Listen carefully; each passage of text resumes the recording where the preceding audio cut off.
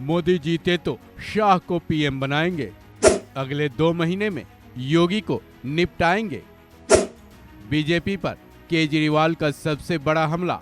Supreme court से अंतरिम जमानत मिलने और तिहाड़ जेल से बाहर आने के बाद अरविंद केजरीवाल ने दिल्ली के हनुमान मंदिर में पूजा की।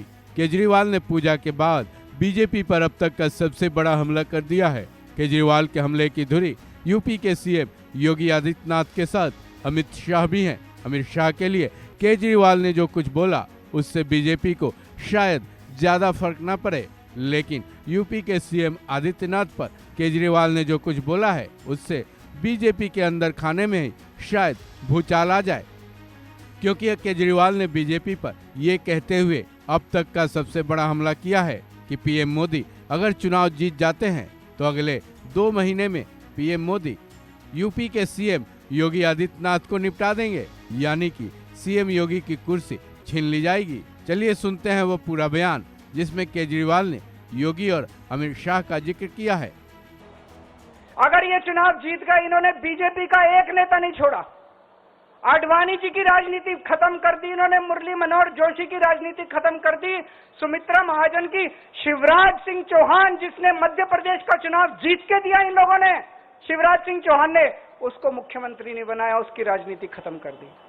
वसुंधरा राजे की राजनीति खत्म कर दी इन्होंने, खट्टर साहब की राजनीति खत्म कर दी, डॉक्टर रमन सिंह की राजनीति खत्म कर दी। अब अगला किसका नंबर है? योगी आदित्यनाथ। अगर ये चुनाव जीत गए, मेरे से लिखवा लो, 2 महीने के अंदर उत्तर प्रदेश का मुख्यमंत्री बदल देंगे ये लोग। योगी आदित्यनाथ की राजनीति खत्म करेंगे, उनको भी निपटा देंगे ये लोग। यही तानाशाही है दोस्तों। 1 नेशन 1 लीडर ये चाहते हैं, एक ही तानाशाह इस देश के अंदर बचेगा, एक ही तानाशाह इस देश के अंदर बचेगा। मैं बीजेपी से पूछता हूं, आपका प्रधानमंत्री कौन होगा? आप लोग सोच रहे होंगे केजरीवाल क्या बात कर रहा है, मोदी जी होंगे। नहीं, मोदी जी अगले साल 17 सितंबर को 75 साल के हो रहे हैं। बीजेपी के अंदर मोदी जी ने 2014 में मोदी जी ने खुद ने रूल बनाया था कि बीजेपी के अंदर जो भी 75 साल का होगा उसको रिटायर कर दिया जाएगा। सबसे पहले आडवाणी जी को रिटायर किया गया, उसके बाद मुरली मनोहर जोशी जी को रिटायर किया गया, फिर सुमित्रा महाजन को रिटायर किया गया, फिर यशवंत सिन्हा को रिटायर किया गया। अब मोदी जी अगले साल 17 सितंबर को रिटायर होने वाले हैं। तो मैं बीजेपी से पूछना चाहता हूं, आपका प्रधानमंत्री का दावेदार कौन है?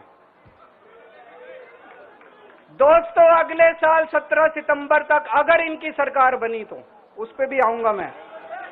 अगर इनकी सरकार बनी तो पहले अगले 2 महीने में योगी जी को निपटाएंगे ये, और उसके बाद मोदी जी के सबसे खास अमित शाह को ये प्रधानमंत्री बनाएंगे। तो मैं लोगों को, देश के लोगों को आगाह करना चाहता हूं, मोदी जी अपने लिए वोट नहीं मांग रहे। मोदी जी अमित शाह को प्रधानमंत्री बनाने के लिए वोट मांग रहे हैं। मैं पूछना चाहता हूं मोदी जी से और अमित शाह जी से, ये मोदी की गारंटी पूरी कौन करेगा? क्या अमित शाह मोदी की गारंटी पूरी करेंगे? जब आप अगर जो वैसे तो मेरे को लगता है, मैं भी आऊंगा उसके ऊपर, मुझे नहीं लगता इनकी सरकार बन रही है, लेकिन जो बीजेपी को वोट देने जाएं वो ये सोच के जाना कि आप मोदी जी के नाम पे वोट नहीं दे रहे, आप अमित शाह के नाम पे वोट दे रहे हैं।